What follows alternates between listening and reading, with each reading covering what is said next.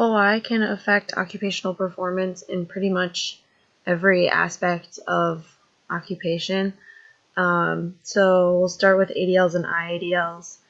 There's a constant fear of fracture that negatively impacts overall occupational participation. In a qualitative study that reported on parents' and children's thoughts in living with severe OI, children reported that they have this fear of fracture that negatively impacts their ability to participate in various daily activities that are typically normal for other individuals. They report experiencing difficulties completing their daily routines, transporting through their community, and doing basic things like meal preparation. There's a variety of adaptive devices and techniques that are used by these children to become more independent and maintain safety over time. Some of the examples are listed within the slide, and I'll just go through them quick.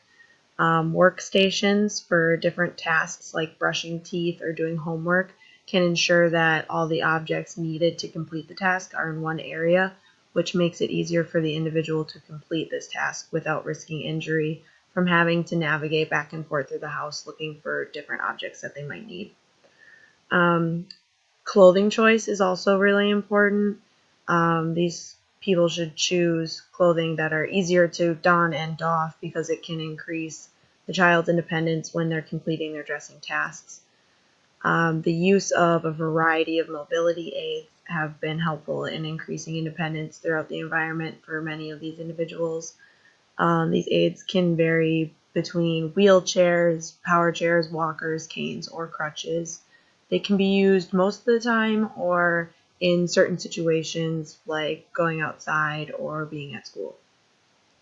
Standers are also used in some situations.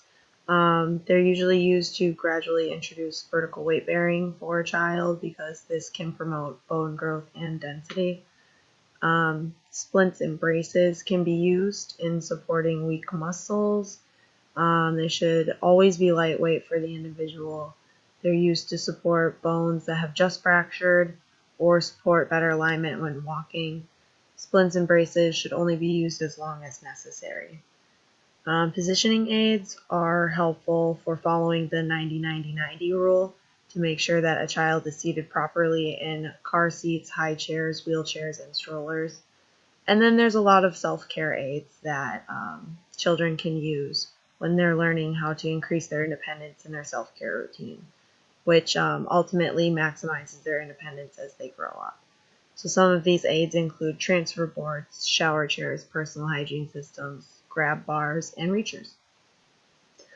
So in the area of play, because play is the primary occupation for children, there's a lot of restrictions for safety.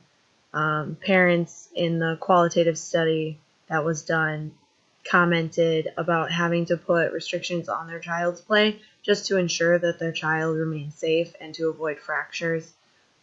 Most sports that children typically engage in have to be avoided because they're too risky and they can cause fractures easily.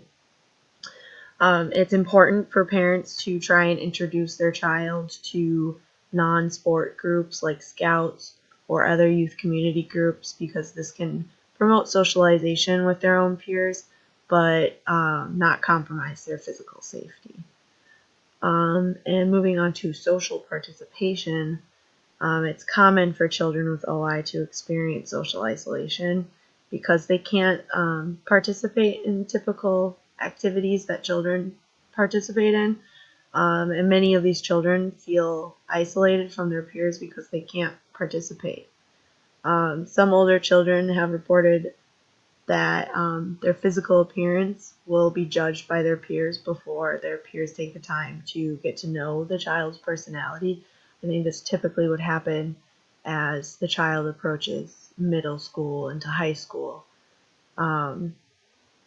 Difficulties with OI can also cause anxiety and depression, as well as lowered self-esteem, which we will touch upon later in our mental health slide.